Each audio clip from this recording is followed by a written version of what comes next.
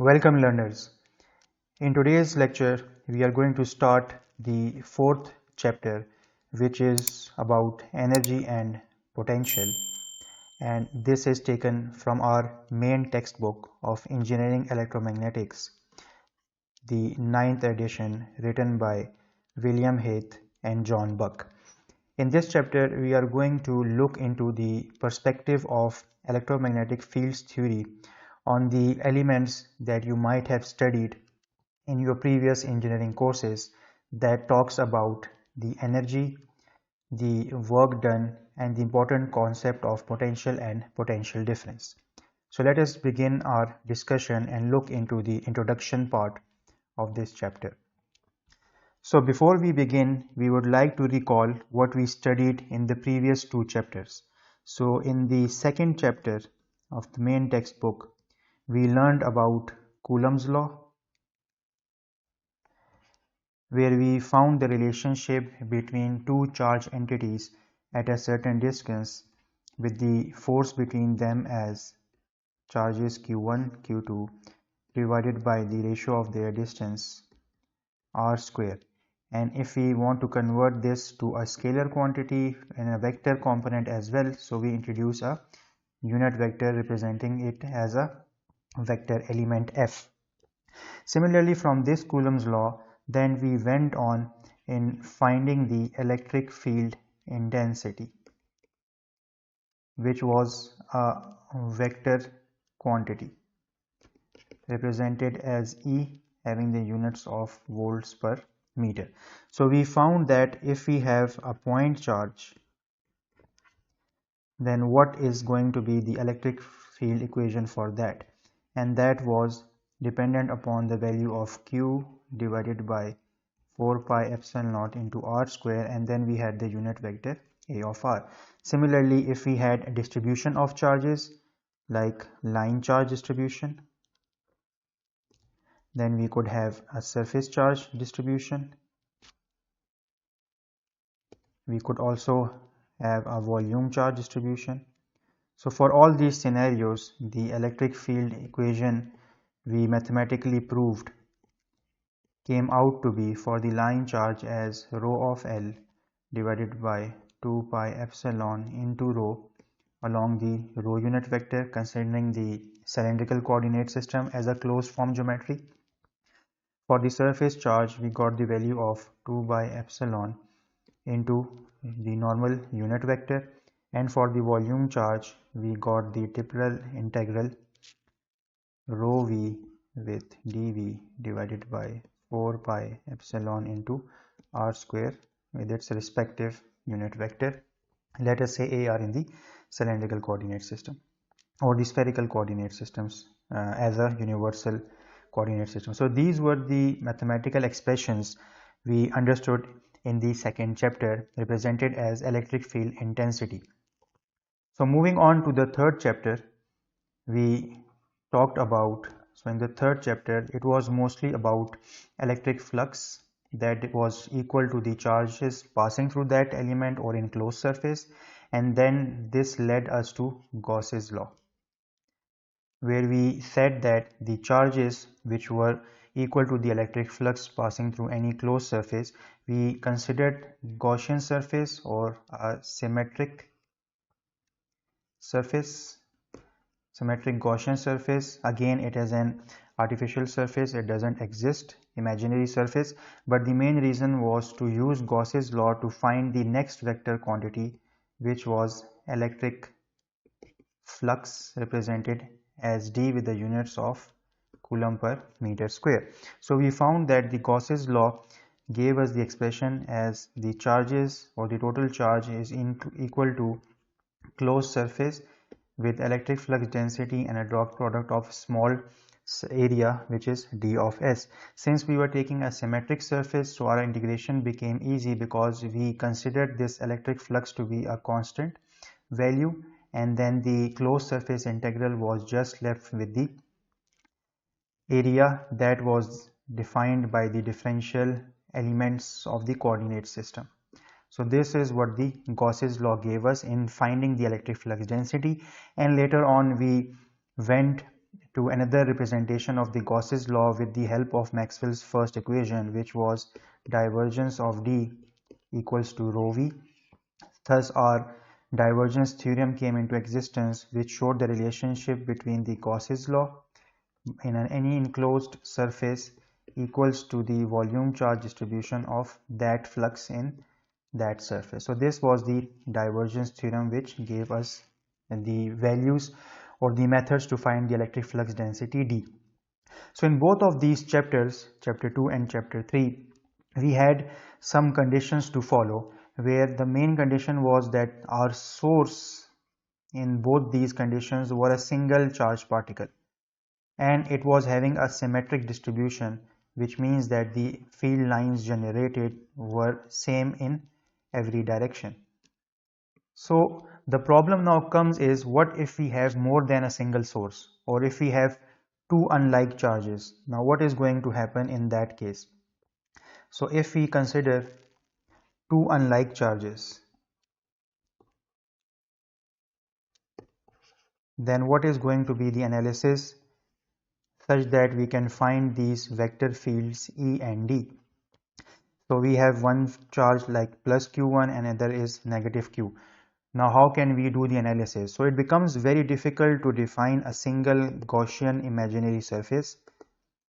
Reason being, the distance will play a role between these two charges, and along with that, which charge is present on which differential element or which surface. It can be linear like a line, it can be surface like a sheet, it can be volume like a cube. So the mathematical analysis becomes difficult, starting with the Gaussian surface, that it is very difficult to locate a Gaussian symmetric surface.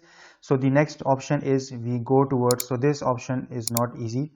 The next option is we take assistance from the Coulomb's law, because it deals with the distances between the charges, let's say RAB.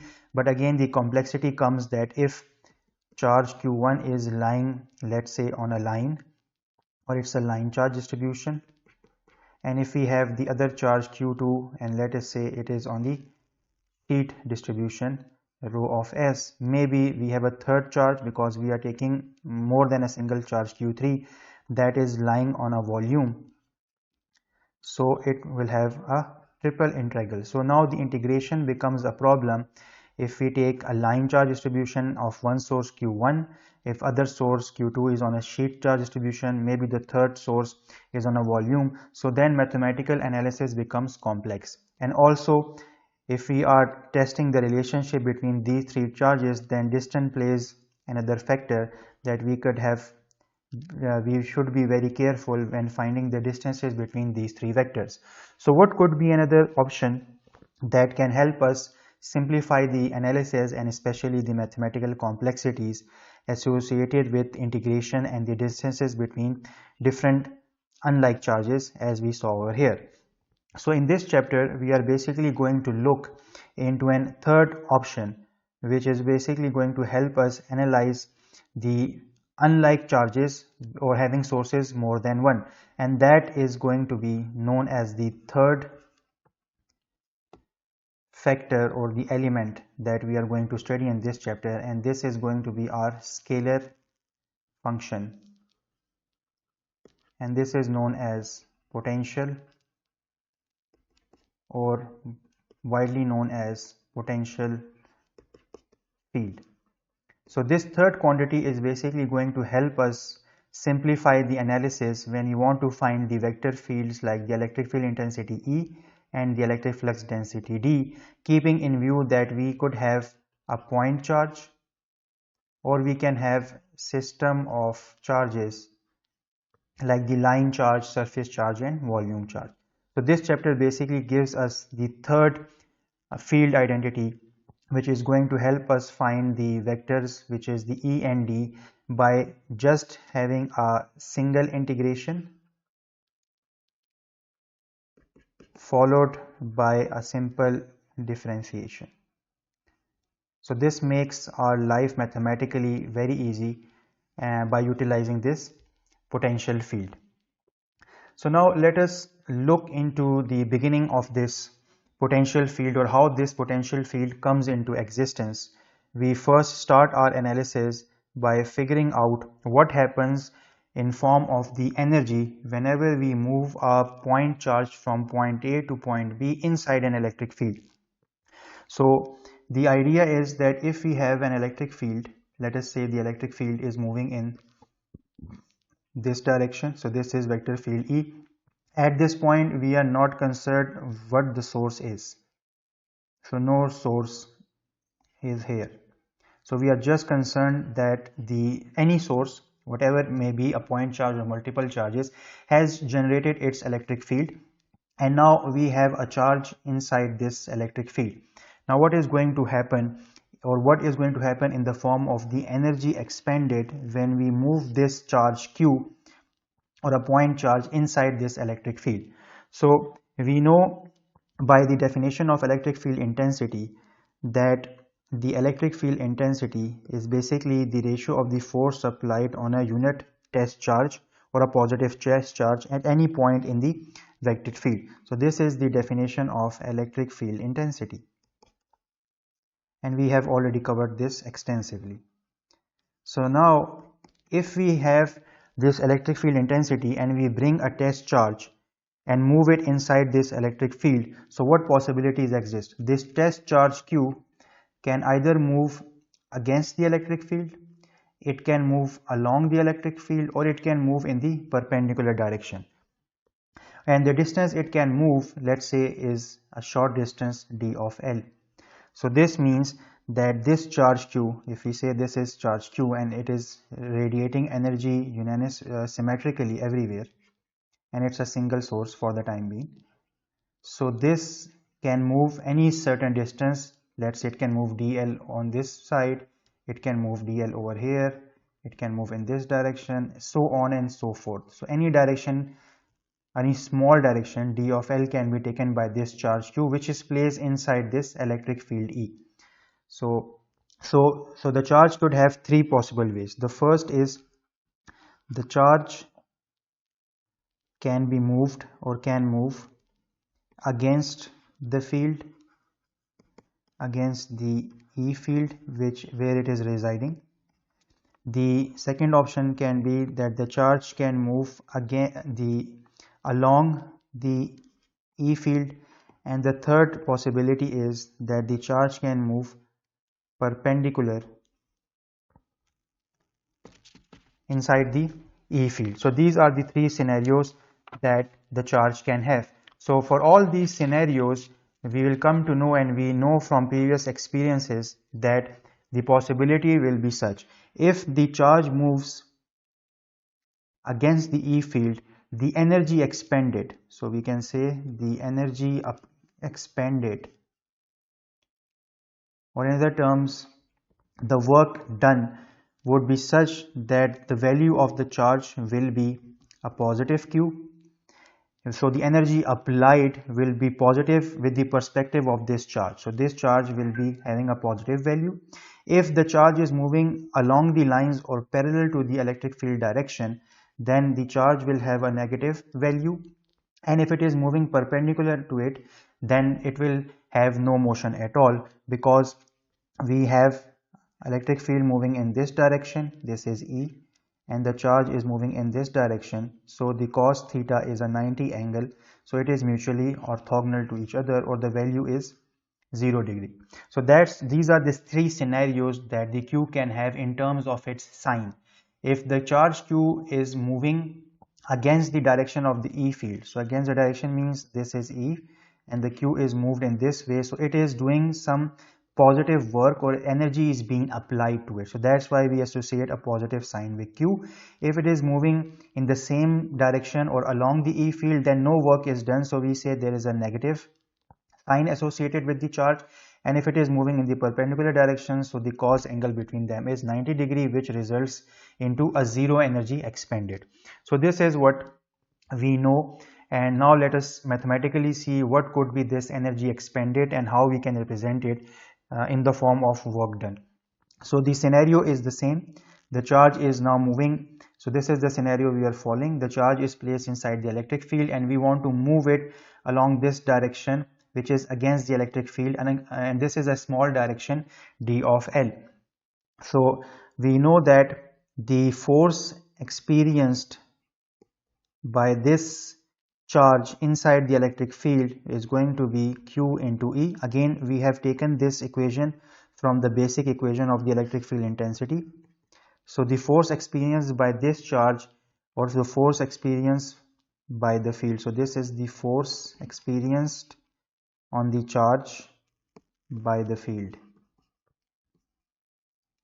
is QE. Now if we are moving this charge along a certain direction d of L, so we can say that the component of force along E of L, or the direction d of L, is Q of E. So we select one component of this direction, let us call is as A of L unit vector. So this A of L is basically the unit vector along this dl direction, which is moving against the electric field. So we can say this AL is basically the unit vector or component of d of L, the distance that we are traveling, or the smaller distance that we are traveling. Now we can say that this force applied along a certain distance is represented as F dot A of L. So this is basically the dot product between the unit vector, like this. Now if we want to keep this charge moving, this charge Q moving against the E field, we need to apply a certain force. So now F applied comes out to be F dot A of L, but this force applied should be, so let me put the value of F of L, that is QE with the dot product of A of L. But since we are moving against the field, so we need to apply equal and opposite force. Opposite force to what? To the field. So this means that our value of charge, which was initially having a positive sign, will be replaced by a negative sign, because we need to apply an equal amount of force, or we need to expend the equal amount of energy in the opposite direction to the field. Thus we get a value of negative sign over here. Now once we look into the above equation, we know that this is similar to something as work done. So work done is basically equal into force multiplied with certain distance.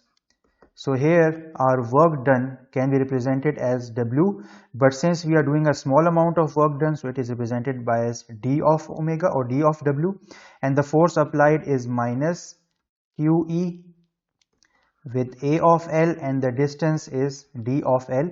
So we can combine these two elements, so let me write it over here. We can combine these two elements and write the final equation as minus Q of E and dot product of d of L. So these are the two vectors that we are having. So our energy expended in moving a charge against the electric field is represented by the small amount of work done d of W. It is equal to negative charge, and then it is multiplied with the electric field intensity and a dot product of d of L, where d of L is nothing but the multiplication of the unit vector AL with the distance that represents the work done. So this is the mathematical expression of the work done for a smaller distance d of L. Similarly, if we wanted to move from point A to point B and cover a larger distance, which means that now if I want to move from, let's say, point A to point B, that is covering what I'm moving, basically the charge Q needs to be moved from point A to a point B, and it is covering a wider distance.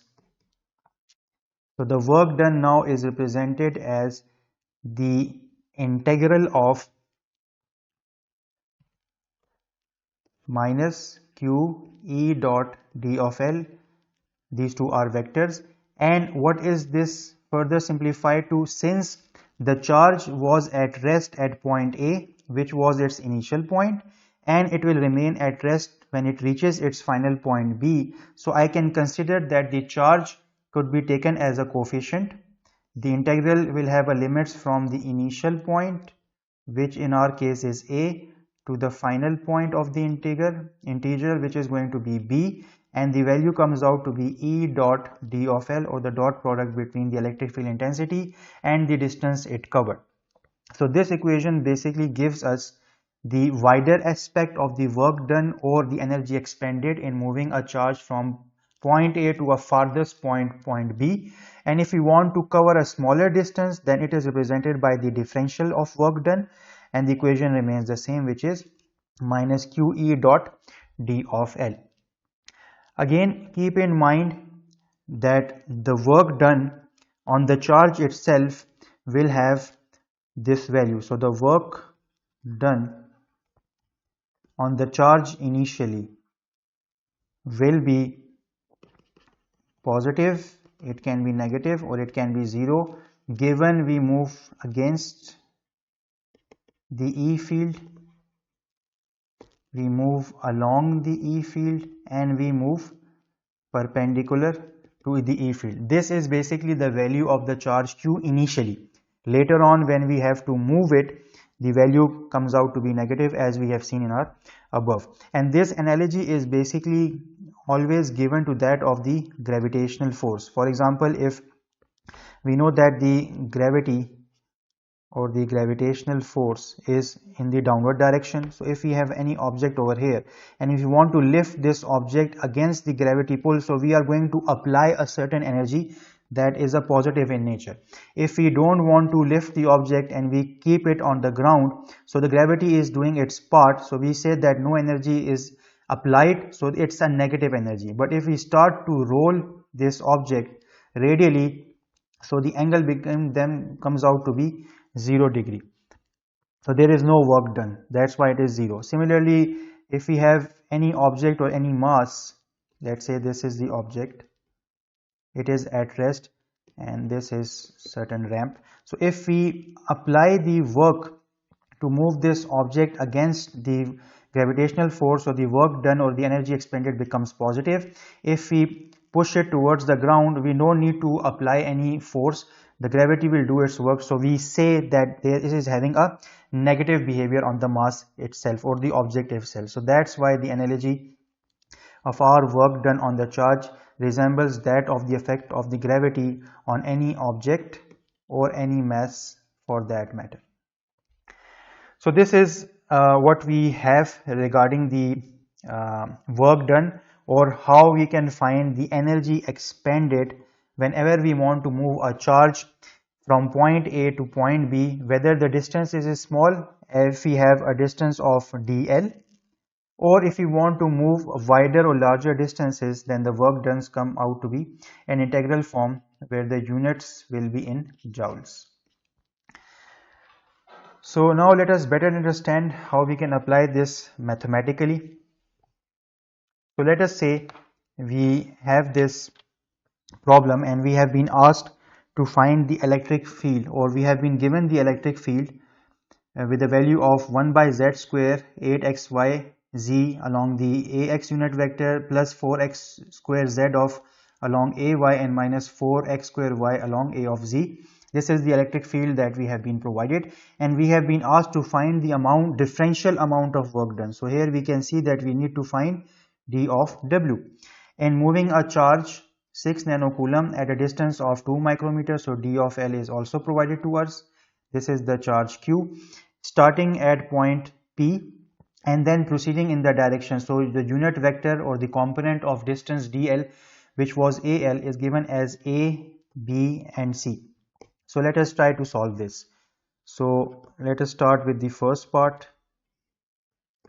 So what we have been given? We have been given the electric field intensity, that is 1 by z square 8xy z along ax unit vector plus 4x square of z along ay minus 4x square of y along az, and the distance that has been given to us is d of L is 2 microcoulomb, it is 10 raised to power minus 6 meter.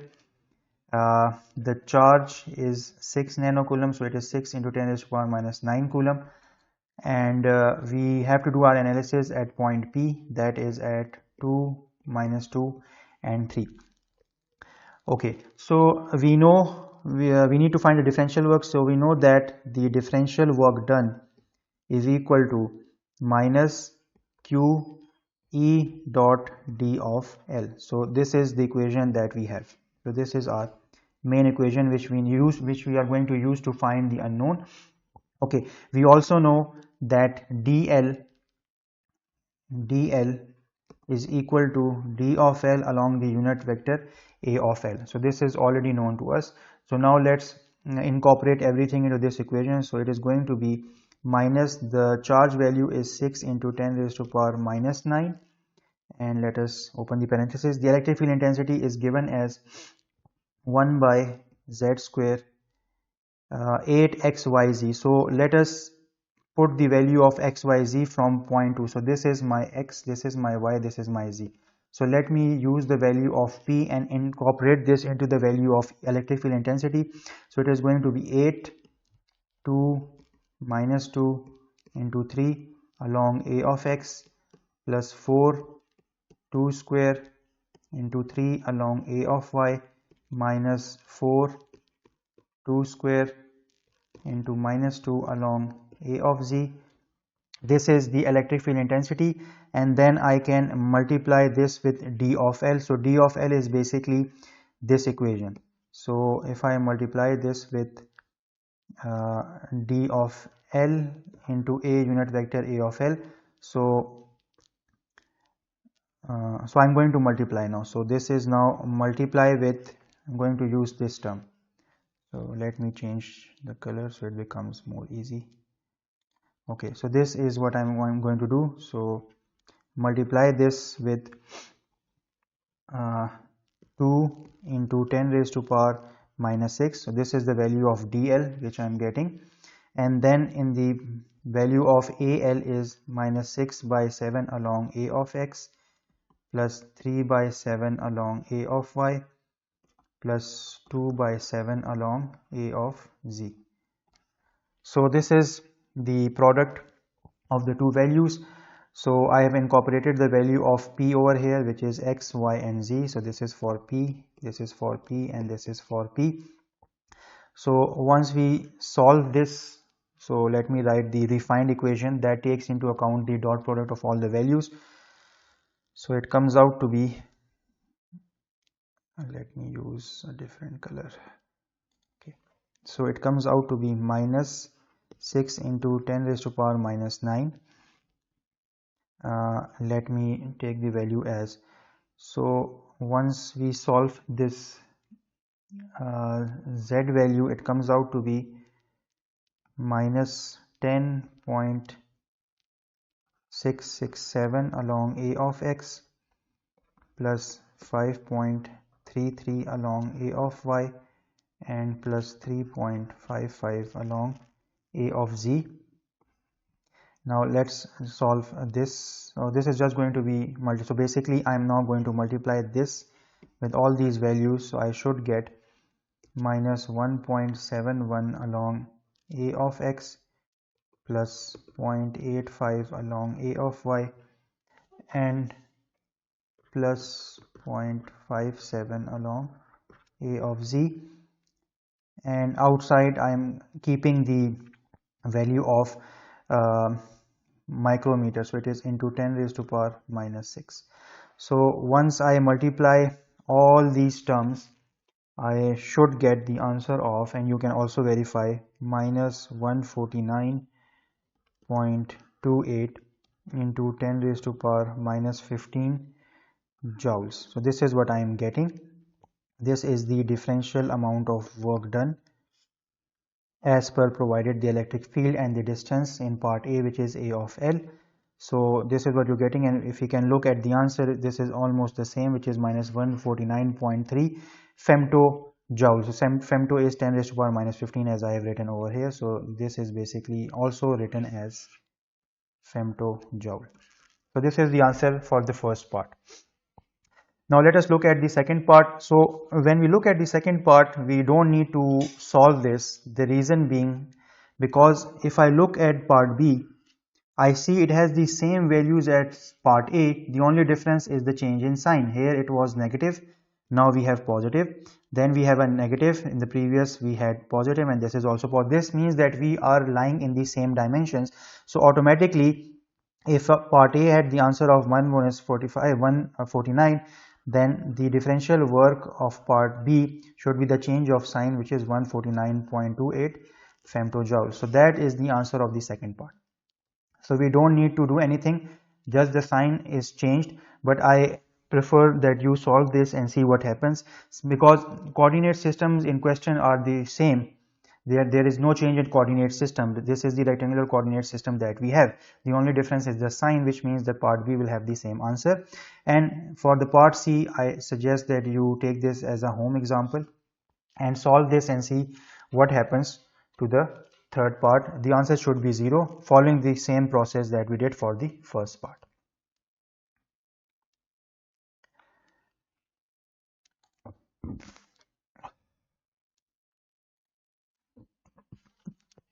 Now let us come to the second topic today's lecture, and we are going to again understand what is potential and potential difference. As I mentioned in the beginning of my lecture, these are the things we have already studied in our previous core engineering courses, but we are going to look into them from the perspective of electromagnetic field theory.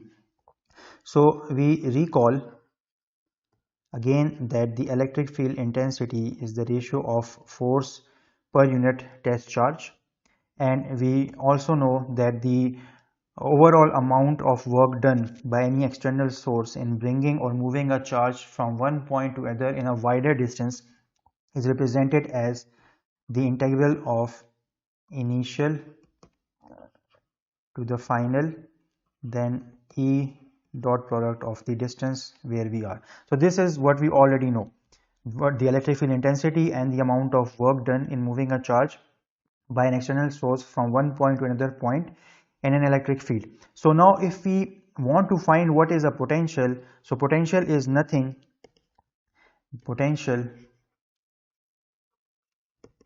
over potential difference, or basically it is represented by V, and it is the amount of work done in bringing a charge from one point to another point. This is known as potential.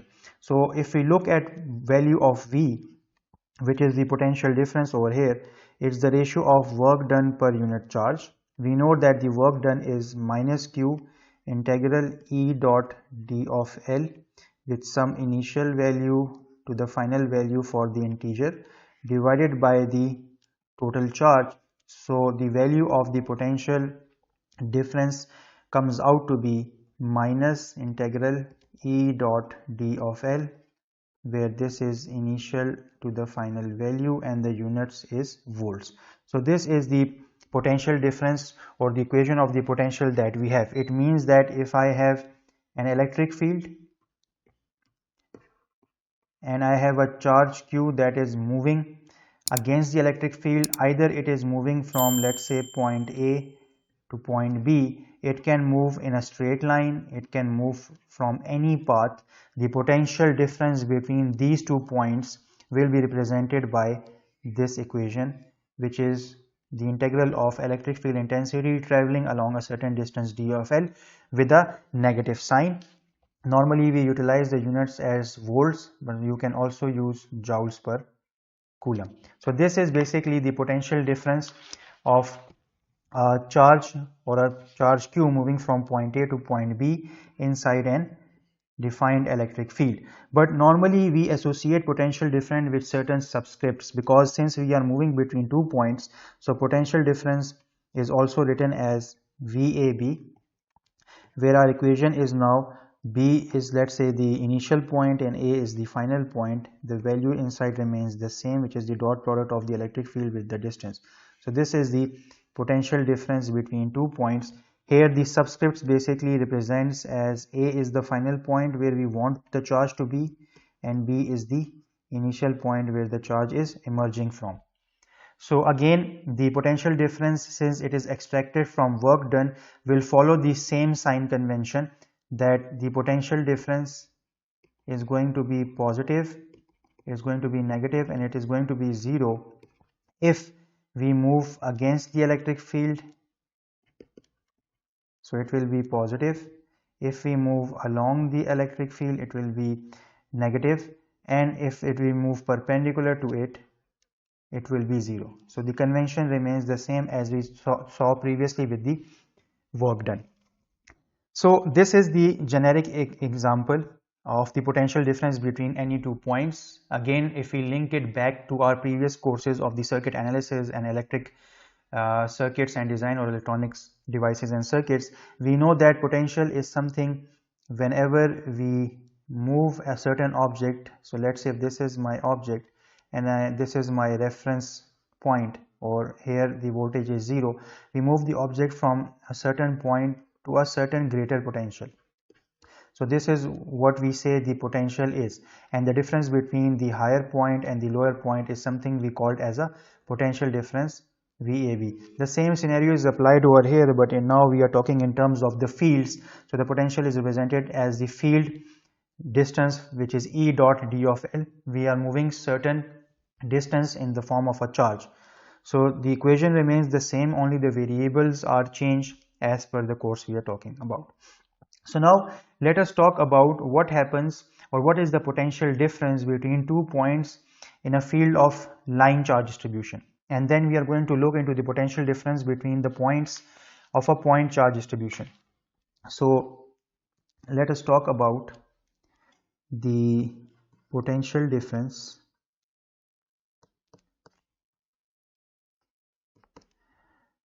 between 2 points in a line charge distribution, in a source of line charge. So again, as I mentioned at the beginning, in this chapter we are talking about two unlikely charges, or the sources are more than a single charge. So we need to know what happens when the charge moves between 2 points. So again, if we have a line charge distribution, so let us say this is our line charges represented by rho of L, and we have a point A over here, and we have a point B, and we are moving from point A to point B, or basically the charge is moving from point A to point B inside any E field. So this is, let's say, direction of the E field, and the point is moving from here to there, and we know that the line charge distribution is better analyzed if we consider it to be a cylindrical geometry, or the axis is cylindrical geometry. Okay, and the charge, the distance from any line charge to the point is always perpendicular or 90 degree from the line charge. So this is the scenario which we have seen extensively in our previous chapters, and this is what we have drawn over here. So now we want to find that on this infinite line charge, what is the potential difference between points A and B. So what is the potential difference between points A and B for this infinite line charge distribution?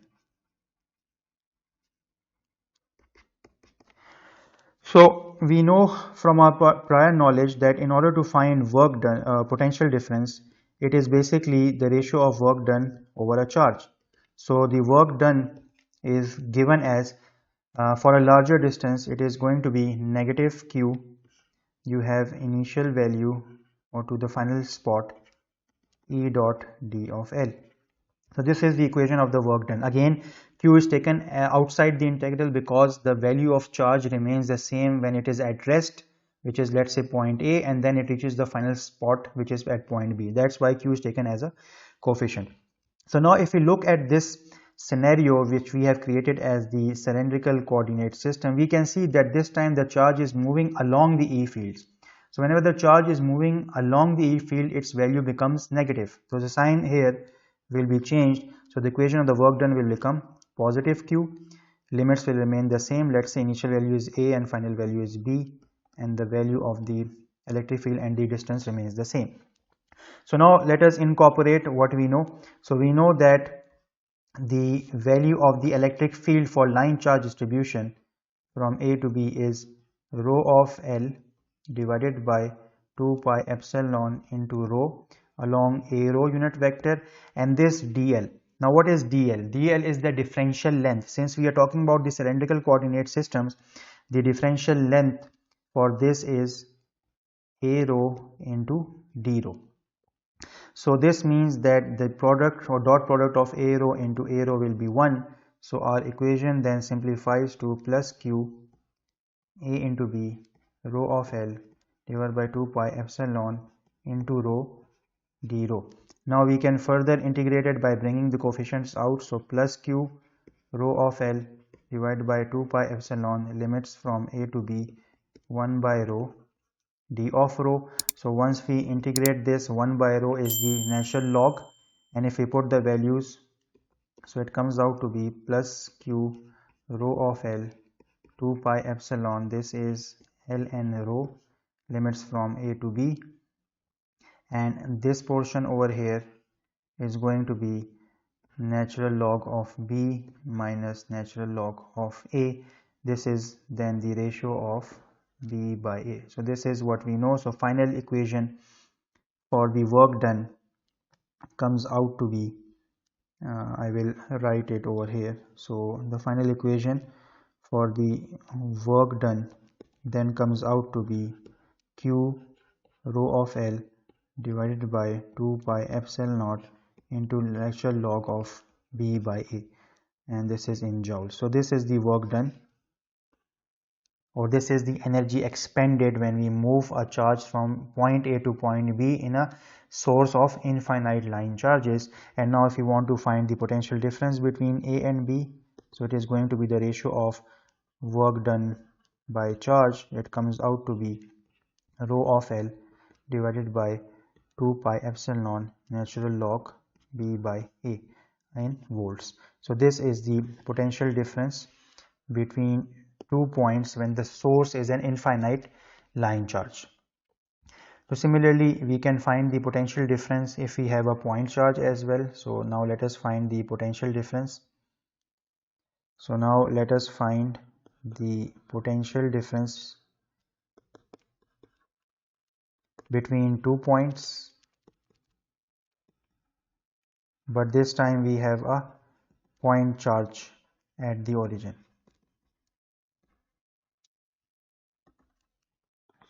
So the idea is, since we are talking about the point charge, so our coordinate systems will be spherical coordinate systems.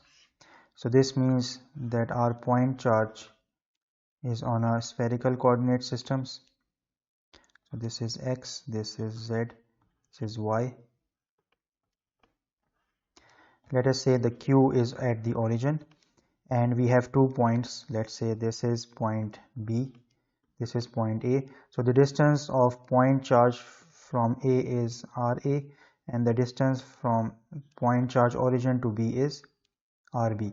And now we want to find what is the potential difference between point A and point B when now the source is a point charge at the origin of the spherical coordinate systems. So we already know that the potential difference between 2 points is the ratio or the integral of the initial point, which is in this case B, to the final point, which is A, and E dot d of L. So this is already known to us. Now if you want to find the values of this, so we know that the electric field intensity for a point charge is basically given as minus, so let's put the limit from B to A. The point charge is Q divided by 4 pi epsilon naught into R square into A of R. And what about dl? Again, it's a spherical coordinate system, so the value of dl along the radial line comes out to be AR into d of R.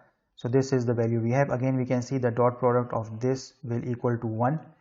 So our equation, let me write it over here, or the potential difference between 2 points,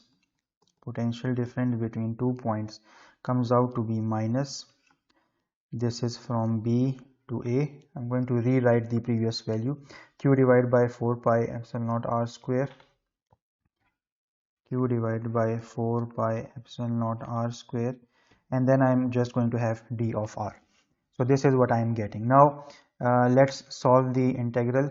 We know that the ranges of the integer a and b are, or the distances rb and ra. So let's incorporate that. So this becomes rb and this becomes ra. Q divided by 4 pi epsilon naught into R square d of R. So let's bring the coefficients out. Q divided by 4 pi epsilon naught The range is from RB into RB, and we can integrate 1 by R square into D of R. So once we integrate and put the limits, so this portion over here is going to be, so let me do this separately. This is R of minus 2 plus 1 minus 2 plus 1. This comes out to be minus 1 by R, and then you put the limits of RB minus RA. So it comes out to be this is minus sign, so I forgot the negative sign. It should be negative and negative over here. So minus q divided by 4 pi epsilon naught, and this comes out to be 1 by R A. If I put the limits, so it is negative 1 by RA plus 1 by RB, and if I rearrange the negatives and bring the equation back, so this will be minus minus plus, and it comes out to be plus q divided by 4 pi epsilon naught, and rearranging the values, so it is RA minus RB. So this is the equation. Let's call this equation A. So this is the equation, or the voltage, or the potential difference to be precise, between 2 point charges when the source is a point charge, or between 2 points inside an electric field when the source is a point charge, and you can see it's a positive voltage value that we are having. So we talked about the potential difference between 2 points when the source is a line charge. The equation for us to know is this one. And what happens if you want to find the potential difference between point charges, or when the source is a point charge between 2 points A and B? So it comes out to be this equation, which is of importance to us whenever we are discussing numericals associated with potential and potential difference. So till now we have focused more on potential difference, but now we want to know what is the potential itself. So the idea is that now we want to talk about an absolute potential,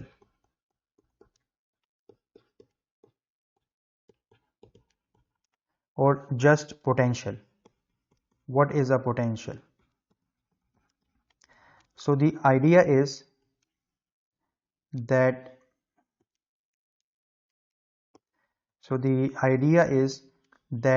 what happens if you want to find potential at a specific point in the field. So we only want to find not the potential difference, but just the potential of a single point inside the electric field.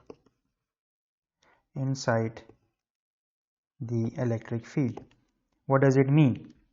It means that if I have, let's say this is an electric field, it is moving in this direction, and I have a point, let's say A, this is a point B. I just want to know what is the potential at A. So basically I want to find what is potential at A. Similarly, I want to find what is the potential at B. I don't want to find the potential difference or the difference between these 2 points. So how can I find the potential at a certain point represented as VA or VB? So in order to find this potential, we need something known as a reference point. So we need to first have a reference point. Why we need a reference point? Because potential's basic definition is that it always exists between a higher value and a lower value. So in order to find potential at a single point, we need to know what is the other point lying. So in order to do that, we define a reference point, and in electromagnetic field, that reference point basically lies at infinity. So where the voltage is considered to be 0. So at infinity, the voltage is considered to be 0. This is our first point, which is at low potential, because you can see it's at 0 volt, and then we move to a higher potential that could be point A or that could be point B inside the electric field. So the idea is we basically want to find, or we want to see what happens when a charge which is at low potential or placed at infinity is brought to this point inside the electric field, and it is moving against the electric field, or it's the same charge is brought to this point B inside the electric field, and then we want to know what is the potential at VB. So in simpler terms, again we are comparing it as a potential difference, but the comparison is at infinity, not at a certain value. So we can define this as absolute potential is basically, so the absolute potential or simple potential, not the potential difference, is basically defined as work done in moving a unit test charge, work done in moving a unit test charge from infinity, where voltage is taken as 0 volts, to the point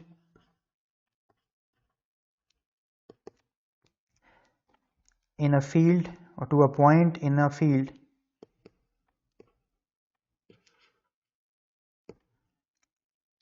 against the direction of the field. So this is very important because we want to keep the sign of the charge positive, against the direction of the field.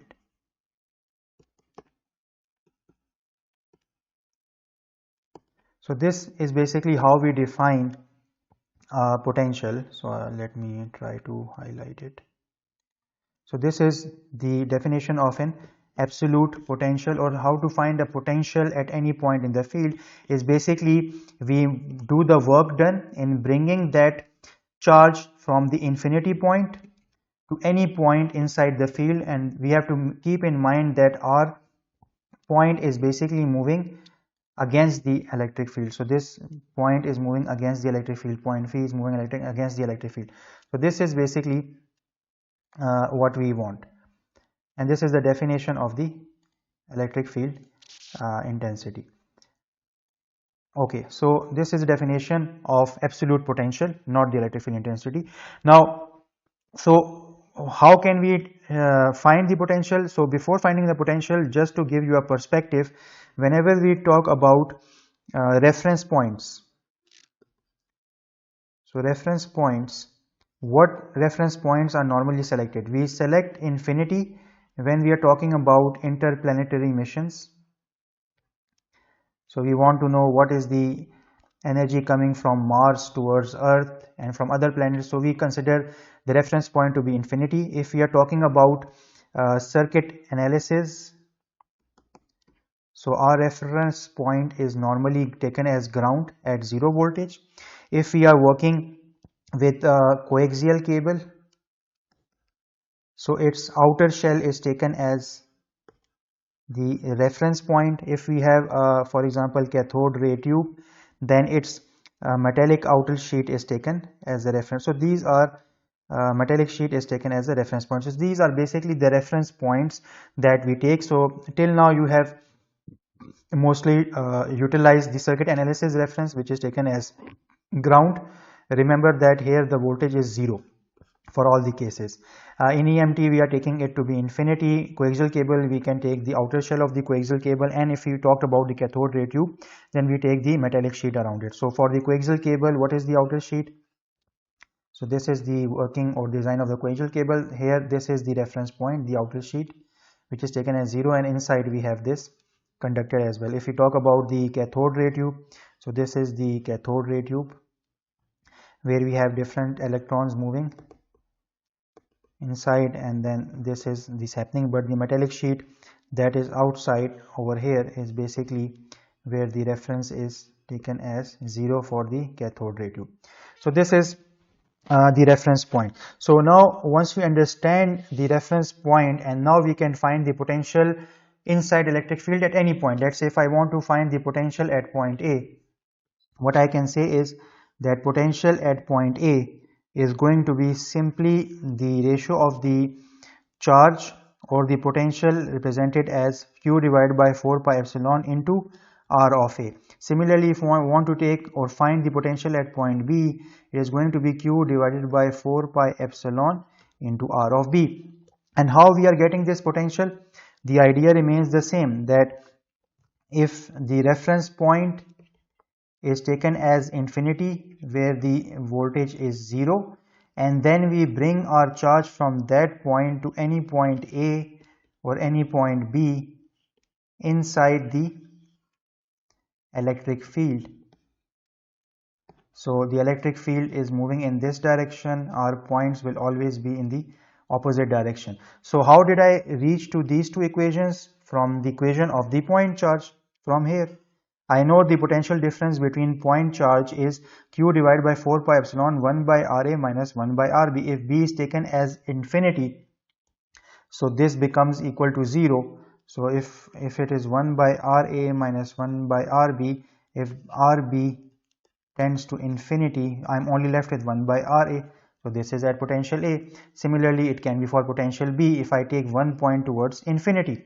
So this is how we find the potential at any point inside the electric field without taking the potential difference. And finally, we can also find the potential in terms of the integral form, that we know that the potential is A is basically minus initial point towards the final point and the product of electric field into the distance. Now I know that my initial point is starting from infinity and my final point for A is A. This is another way to find the potential at any point inside the electric field. So we have now two rather representations of finding the potential. Either we can just use the point form, or we can use integral if we have larger or wider distances to cover. And finally, another thing to keep in mind, that whenever we want to find the potential difference between 2 points, it's always the difference of potential at A with the difference of potential at B, keeping in mind that the reference points for both is at infinity, which means that potential at that point was at 0. So this is basically all about absolute potential or finding potential. Now let us look at an example and conclude our analysis of this finding potential. So in this problem, we have been given that an electric field is expressed in rectangular coordinates by this value, where E is equal to 6x square A of x plus 6y A of y and plus 4a z volts per meter.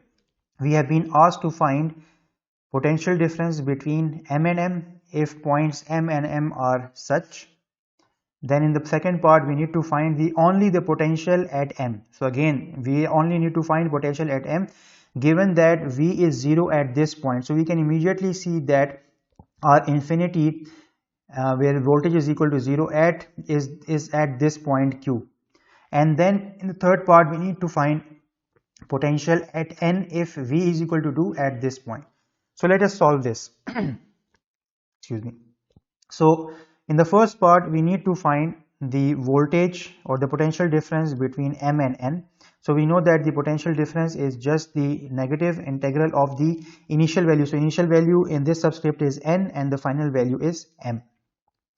E dot D of L, dot product between electric field intensity and the distance covered. So what else we know? So we first need to figure out what is D of L. So we know that D of L is the differential element. In this case, it is the differential length, and we have been given the value in the rectangular coordinate system. So D of L comes out to be D of x along A of x plus D of y along A of y plus D of z along D of z. So this is D of L. So now if I want to find E dot D of L, which is this expression, so I can do it over here. I just take the dot product of E with D of L. So I know that E is 6x square along A of x plus 6 of y along A of y plus 4 along A of z. You multiply it with dx A of x plus dy A of y plus dz A of z. Okay, so ax with ax is going to give me the first value, so it comes out to be 6x square d of x. Then the second is ay dot product with ay, so it is going to be 6 of y d of y, and the third will be 4 d of z.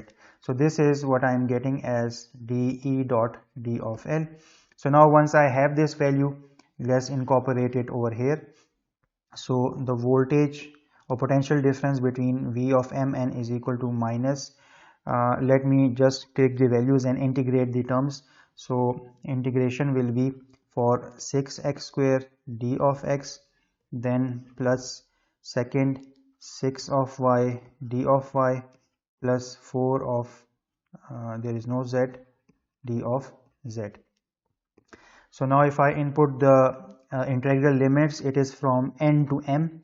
So n is from where is n? Minus 3. Okay, so it is minus 3 into 2, then other is y is minus 3 into 6, and then 2 into 1. So I basically taken x, y and z for m with x, y and z for m. So once I do this, I can just do the integration. So the negative sign is out, 6 becomes outside. This is x cubed by 3 with the limits of minus 3 into 2, plus you have 6, and then it is y square by 2, and the limits are minus 3 to 6, and then you have plus 4 with z of 2 and minus 1. So if I solve this with all the limits, so I am getting minus 70 plus 81 minus 12, and the answer comes out to be minus 139 volts. So this is what I am getting, and this is we are getting in the first part as well. So this is the potential difference between M and N, and the value comes out to be minus 130 volts. Now let's do the second part. So in the second part, we need to find the potential at M. This is what is required. We have V of Q equal to 0 when Q is at 4, minus 2 and minus 35. So we know that if we want to find the potential difference between 2 points, let's say V and Q in this case, it is going to be V of M minus V of Q. Since we need to find V of M, so it is going to be VMQ plus V of Q. This is the equation that we are going to use to find the unknown or the potential at M. So let us again write the equation. We know that VMQ is equal to minus, so initial point is Q, final point is M, E dot D of L. We have already figured out E of L. So E of L is going to be the same equation over here. So just I'll just going to integrate it by putting the value. So it is going to be limits for 6 x square d of x plus 6y d of y plus 4 of d of z. So the values will be 4 to 2, then minus 2 to 6, and minus 35 into minus 1. So once you integrate all this, you should have a value of minus 120. This is for V M of Q. Now you put this value in equation number 1. So our V of M then comes out to be VMQ plus V of Q. VMQ is minus 120 and V at Q is 0. So your answer comes out to be minus 120 volts. So this is the potential at M. Similarly, for the third part, we need to find V of N if V is equal to 2 at point 1, 2 and minus 4. So we need to find V of N, and the point is 1, 2 and minus 4, where V of P, let me call this, is 2. So we know that again Vn of P is equal to Vn minus Vp. So Vn is equal to Vnp plus V of P. This is the equation that will give me the final answer. So Vn of P is equal to minus integral E dot D of L. This is P, this is N. Again, I know what is E dot dl. It is this value. So just I'll put this value, integral 6x square d of x, then 6y d of y plus 4 d of z, and the limits are 1 to minus 3, 2 to minus 3, and minus 4 into 2. So the answer of the integral comes out to be 17 volts. This is Vn of P. So therefore from equation number 2, Vn is equal to Vn of P plus V of P. It is going to be 17 plus 2, which is equal to 19 volts. So this is the voltage at point N, and hence you can see that whenever we move from infinity to any point or from point B to point A, the potential difference varies, and hopefully this example solidifies your understanding of potential difference and absolute potential. That's all for today's lecture. Thank you.